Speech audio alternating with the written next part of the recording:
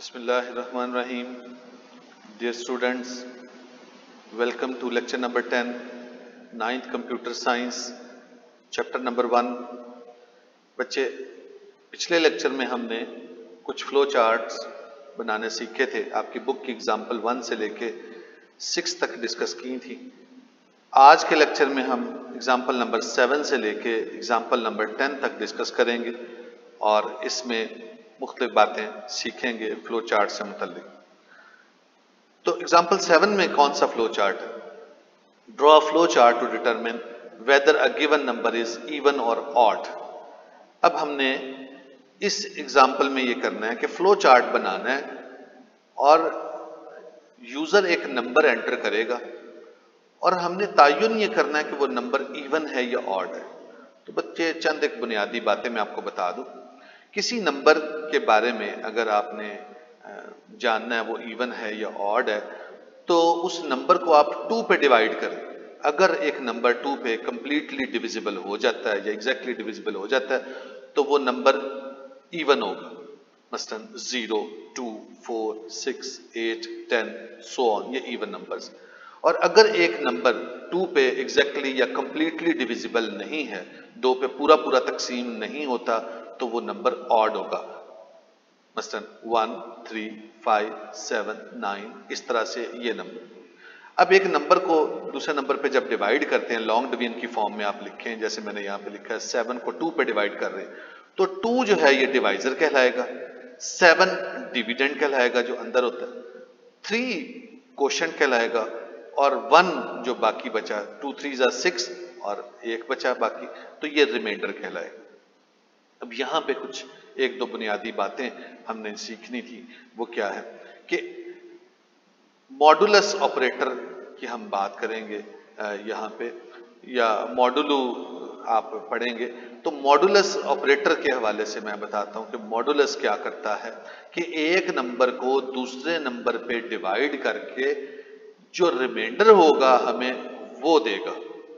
चुनाचे देखें 7 mod 2 अगर लिखा हो तो इसका जवाब क्या आएगा कि 7 को 2 पे डिवाइड करो और जो रिमाइंडर है वो बताओ।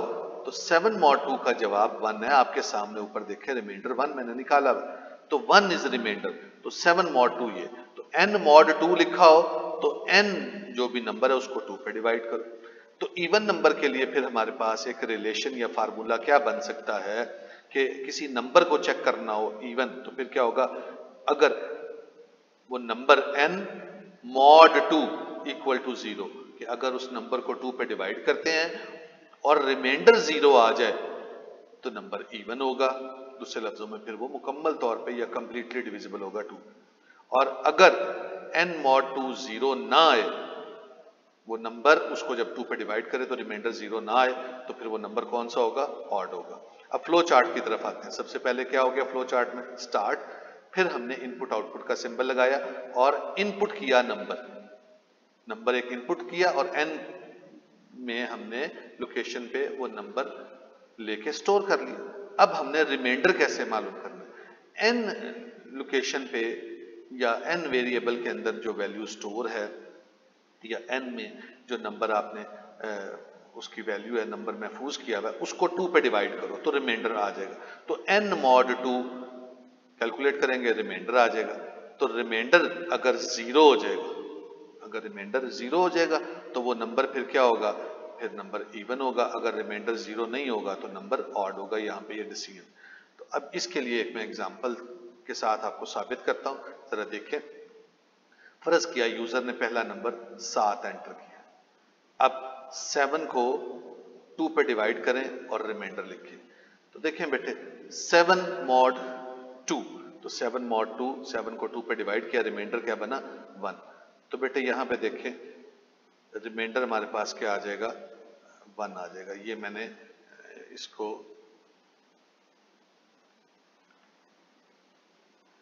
ये देखें, इसके लिए मैंने रिमाइंडर भी उसी बॉक्स में ये रिमाइंडर या r इज इक्वल टू 1 कर दिया, ये पता है। तो रिमाइंडर 1 आ गया, इसका मतलब है रिमाइंडर 1। इज रिमाइंडर 0, क्या रिमाइंडर 0 है, नहीं, रिमाइंडर तो 1 है। नो हुआ, जब नो हो गया तो फिर क्या हो गया, ये 7 जो है फिर कौन सा नंबर हुआ, ऑड नंबर हो गया, ऑड पे आ जाएगा। ठीक है, इसको मैंने साइड में कर दिया। अब एक और एग्जांपल से, फर्ज किया एक नंबर है, यूजर 10 एंटर करता है, तो 10 के लिए चेक करना है। तो देखें रिमाइंडर 10 को 2 पे डिवाइड किया तो 2 5 10 एग्जैक्टली डिविजिबल हो गया। तो अगर आप देखें तो हम रिमाइंडर देखते हैं इसका क्या बनेगा।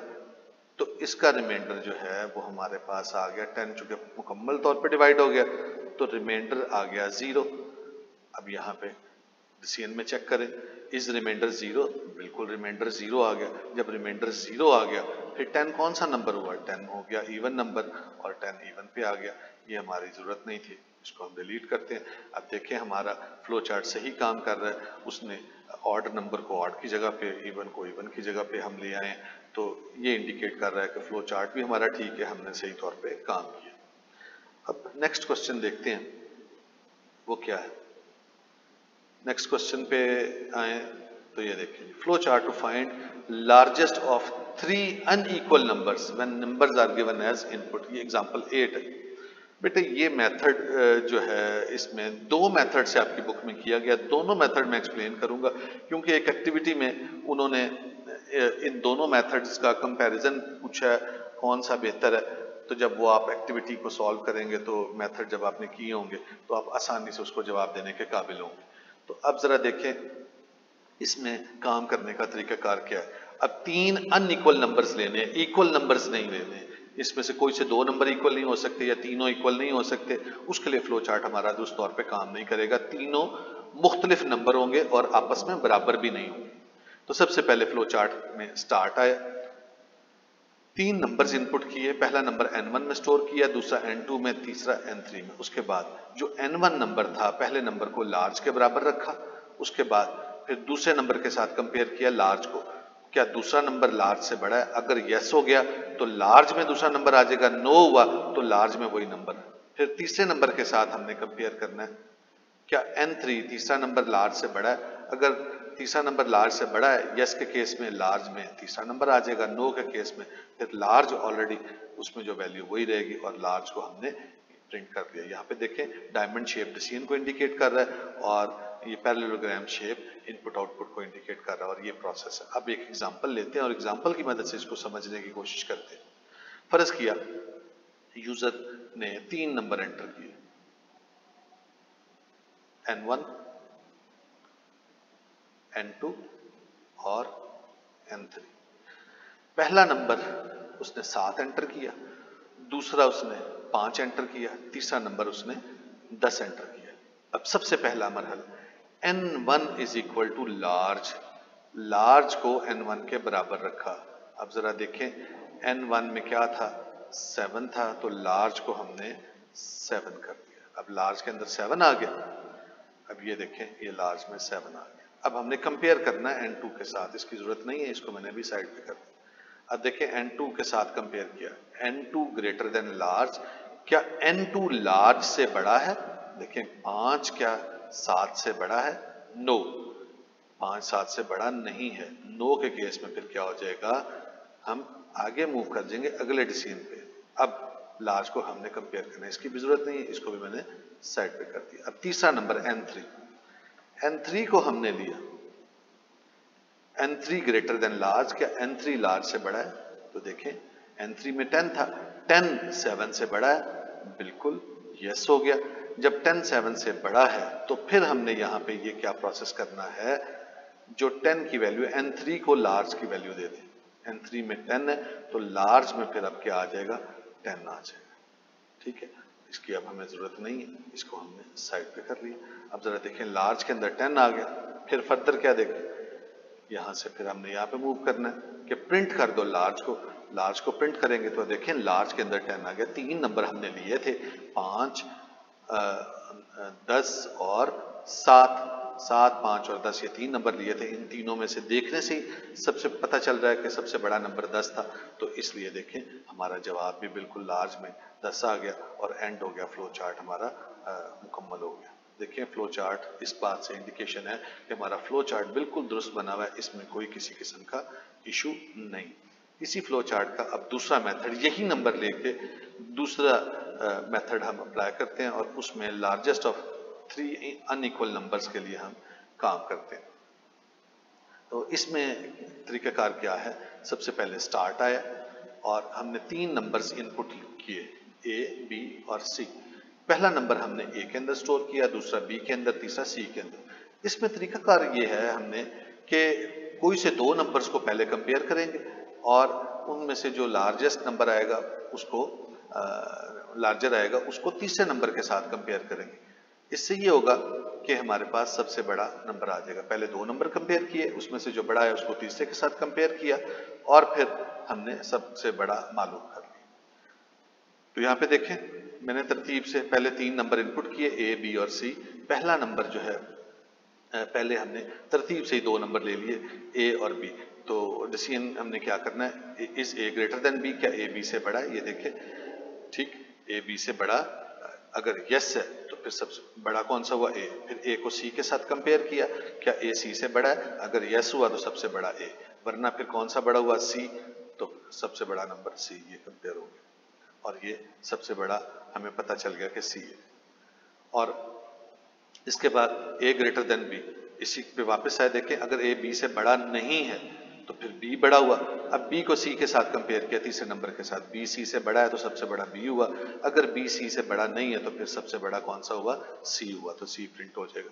अब यहाँ पे देखें, ये मैंने इनपुट आउटपुट सिंबल लगाए हुए हैं और ये इंडिकेट कर रहे हैं कि जो लार्जेस्ट नंबर है वो प्रिंट हो जाएगा। इस केस में लार्जेस्ट ए है वो प्रिंट होगा, इसमें लार्जेस्ट सी है वो प्रिंट होगा, लार्जेस्ट बी है इस केस में वो प्रिंट होगा, इस केस में लार्जेस्ट सी है, और फिर एंड फ्लो चार्ट का इख्तिताम हो जाएगा। अब इस फ्लो चार्ट को के तस्वर को वाजे करने के लिए मैंने वही एग्जाम्पल जो उसमें इस्तेमाल हुई है पिछले मेथड में, उसी को मैं इस्तेमाल करूंगा। जरा देखें, 3 नंबर्स मैंने ले लिए, ए और बी और ये सी, 3 नंबर्स हैं।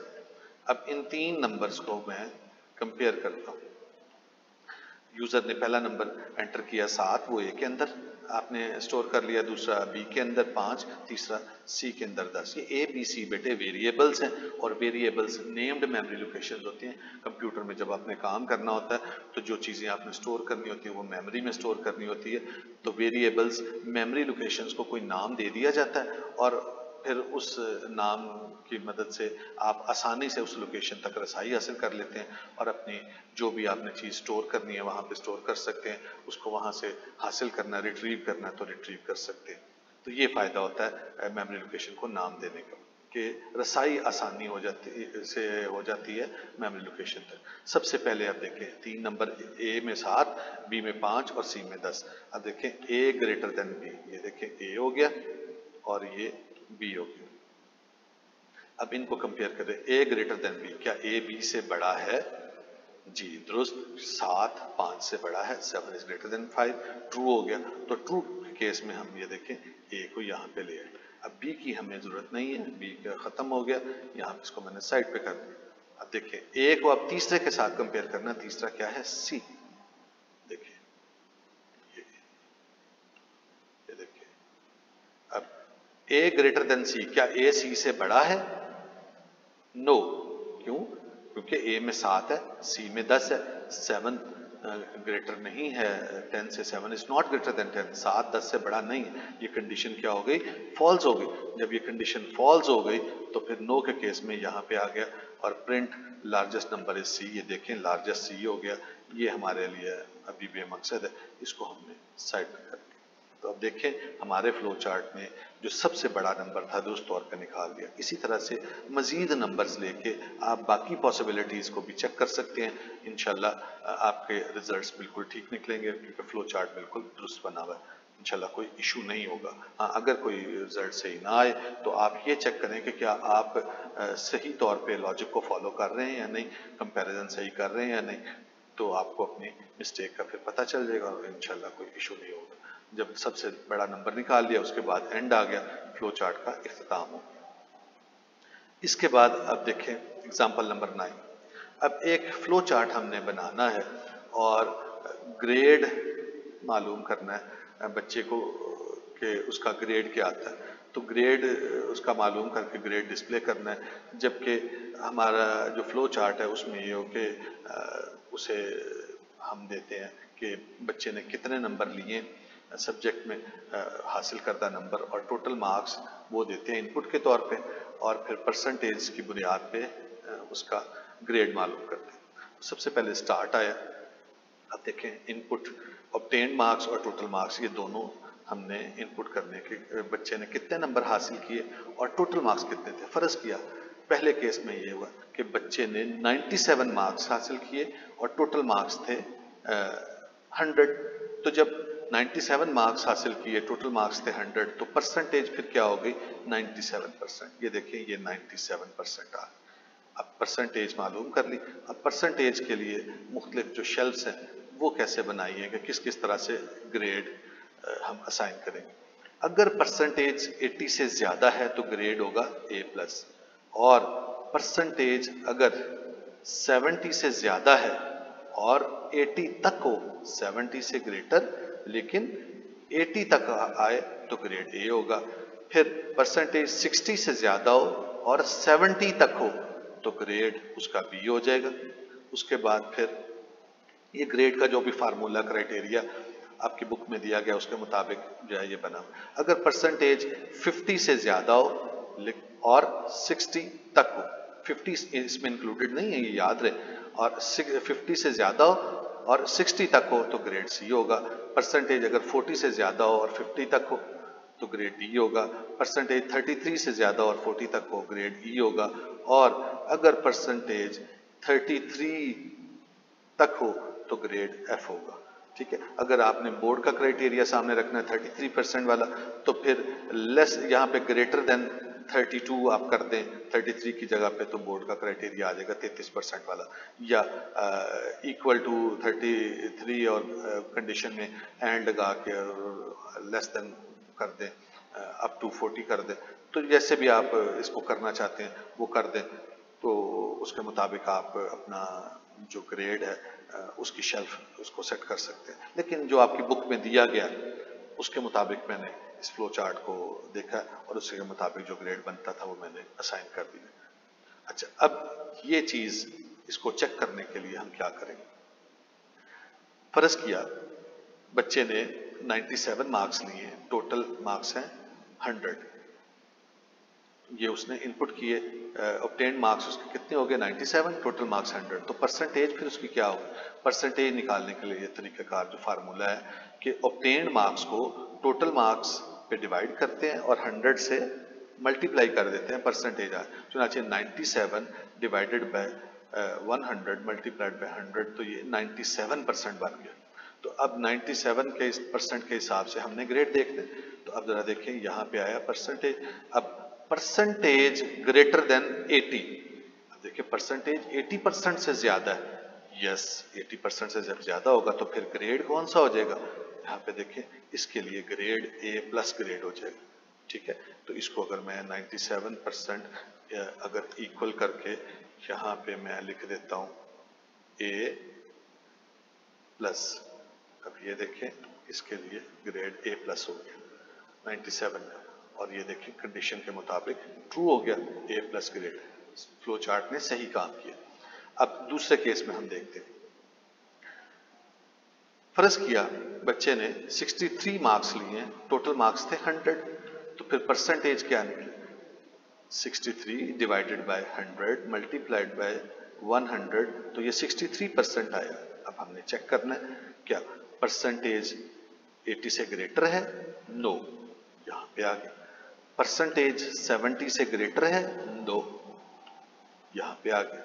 अब देखिए परसेंटेज ग्रेटर है 60 से, यस, क्योंकि 63% है।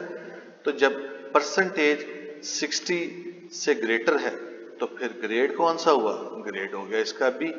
तो अब जरा देखें 63 के लिए ग्रेड जो है वो कौन सा बन गया, B ग्रेड बन गया। तो आप ये देखें यहाँ पे इसको मैंने B ग्रेड दे दिया और बिल्कुल ठीक निकला। तीसरी पॉसिबिलिटी देखते हैं वो क्या है कि 25%। उसी तरह से बच्चे ने लिए 25 नंबर, टोटल मार्क्स थे 100, परसेंटेज उसकी बन गई 25%। तो इसके लिए चेक करें, सबसे पहले यहाँ पे आएंगे पहले डिसीजन पे जी, परसेंटेज ग्रेटर देन 80% से परसेंटेज ज्यादा है, नहीं, फॉल्स हो गया। यहाँ पे आया फिर अगले डिसीजन पे, परसेंटेज ग्रेटर देन 70, क्या परसेंटेज 70 से ज्यादा है, नो, कंडीशन फॉल्स हो गई। इधर आगे नो के केस में, परसेंटेज ग्रेटर देन 60, क्या 60 से परसेंटेज ज्यादा है, नो। फिर यहाँ पे आगे, क्या परसेंटेज ग्रेटर देन 50, परसेंटेज 50 से ज्यादा है, नो। नो के केस में फिर क्या हो गया, यहाँ पे देखिए, इधर आगे फिर डिसीजन आया, परसेंटेज ग्रेटर देन 40, क्या परसेंटेज 40 से ज्यादा है, नो। फिर अब चेक करना है, परसेंटेज ग्रेटर देन 33, क्या परसेंटेज 33 से ज्यादा है, नो। नो के केस में फिर क्या, ग्रेड एफ हो गया। चुनाचे 25% के लिए ग्रेड जो है वो एफ हो गया। तो अगर आप देखें, ग्रेड एफ हो गया। और फिर एंड पे क्या है, प्रिंट कर दो ग्रेड, जो भी ग्रेड होगा वो ग्रेड प्रिंट हो जाएगा। तो ए प्लस ग्रेड है या बी ग्रेड है या सी ग्रेड है, डी है, ई है या एफ है, जो भी ग्रेड होगा वो ग्रेड प्रिंट हो जाएगा। इनपुट आउटपुट सिंबल ये इंडिकेट कर रहा है और आपका फ्लो चार्ट मुकम्मल हो जाएगा। इसके बाद आखिरी फ्लो चार्ट जो हमने देखना, आखिरी एग्जाम्पल 10 फ्लो चार्ट बनाना है कि उसमें ये होगा कि हफ्ते के दिनों के हमने नाम देखने के क्या नाम है, दिन का नंबर एंटर करेंगे और हमें मुतलका दिन का नाम पता चल जाएगा। दिन के नंबर क्या है, 1 2 3 4 5 6 और 7 ये एंटर करेंगे। 1 मंडे के लिए होगा, 2 ट्यूसडे के लिए, 3 वेंसडे के लिए, 4 थर्सडे के लिए, 5 फ्राइडे के लिए, 6 सैटरडे के लिए और 7 जो है संडे के लिए होगा। तो इस तरह से हमने ये करना है। अब फ्लो चार्ट में सबसे पहले वो आपसे कहता है स्टार्ट, दिन का नंबर एंटर करें। तो नंबर जो भी एंटर करेंगे, अगर नंबर 1 होगा तो मंडे को प्रिंट कर दें, वरना दिन का नंबर अगर 2 है तो ट्यूसडे को प्रिंट कर दे, दिन का नंबर 3 है तो वेंसडे को प्रिंट करे। ये देखें डिसीजन हो रहे हैं। नंबर दिन का नंबर अगर 4 है, डे नंबर 4 है तो ये थर्सडे को प्रिंट करे, डे नंबर 5 है तो फ्राइडे को प्रिंट कर दे, डे नंबर 6 है तो प्रिंट करे सैटरडे को, और डे नंबर अगर 7 है तो फिर प्रिंट क्या करे, प्रिंट कर दे 7 को। और नो के केस में अगर 7 नहीं है, 1 से 7 के अलावा कोई नंबर एंटर करता है तो फिर जो है आपका फ्लो चार्ट खत्म हो जाएगा। नो के केस में कोई रिस्पॉन्ड नहीं करेगा। तो ये फ्लो चार्ट में आपकी बुक में दिया गया है। इसमें कुछ कमी है तो आपके लेवल पे बस सिखाना था अभी, तो उसके लिए अब जरा देखें। फर्ज किया यूजर एंटर करता है डे नंबर 1, अब उसने डे नंबर 1 एंटर किया तो डिसीजन आ गया जी, डे नंबर इज 1, यस हो गया। तो फिर क्या कर देगा, प्रिंट कर दो मंडे। चुनाचे यहाँ पे क्या होगा, मंडे, मैंने MON लिख दिया तो ये इंडिकेट कर रहा है कि मंडे को प्रिंट करेगा और ये स्क्रीन पे आउटपुट के लिए चला जाएगा। इसके बाद देखें दूसरी एग्जांपल, फर्ज किया एंटर करता है डे 5, तो अब जरा देखें the number 1 no, condition false हो गई। फिर डे नंबर तो 5 है, the number is 2 no, condition false हो गई। The number is 3 no, condition false हो गई। उसके बाद देखिए नो की साइड पे मैं मूव कर रहा हूँ। The number is 4 no, condition false हो गई। डे नंबर इज 5 यस, तो फिर हमने प्रिंट क्या करना है, फ्राइडे। चुनाचे 5 है तो फिर फ्राइडे प्रिंट हो जाएगा और ये फ्राइडे आ गया और प्रिंट होने के लिए स्क्रीन पे भेज देगा। और उसके बाद फिर आप देखें एंड आ गया, फ्लो चार्ट आपका ख़त्म हो जाएगा। तो बच्चों ये आपकी एग्जांपल्स थी बुक की जो मैंने डिस्कस की हैं। उम्मीद है आपको वाज़ेह होगा इंशाल्लाह। कोई अगर इशू हो तो आपने मुतल्लिका टीचर से रब्ता करना है।